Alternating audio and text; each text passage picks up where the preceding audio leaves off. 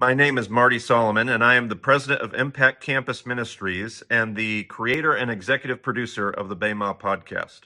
We are, for our verse of the day, in the middle of a series on the great I am statements, and our next I am statement comes out of John chapter 15. I'm going to be reading verses 4 and 5 out of the NIV translation.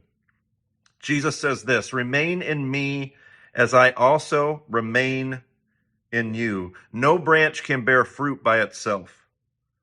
It must remain in the vine.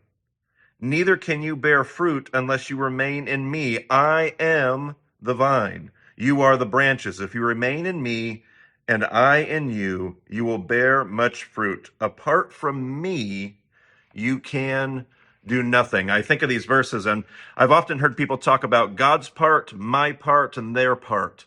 And when I think of these verses, I think particularly about those first two, God's part and my part.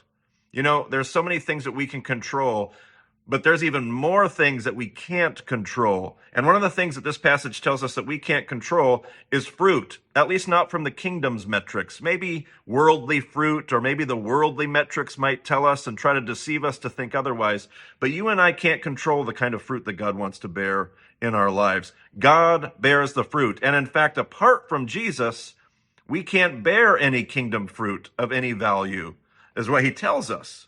And so I think the call that I think of today, as I think and reflect on these verses, is that we might go and focus on the one thing that we can control, remaining in the vine, abiding in Jesus. Would you go today? Would you focus on today or tomorrow morning? Will you create some space for God, and he'll fill it and he'll bear the fruit?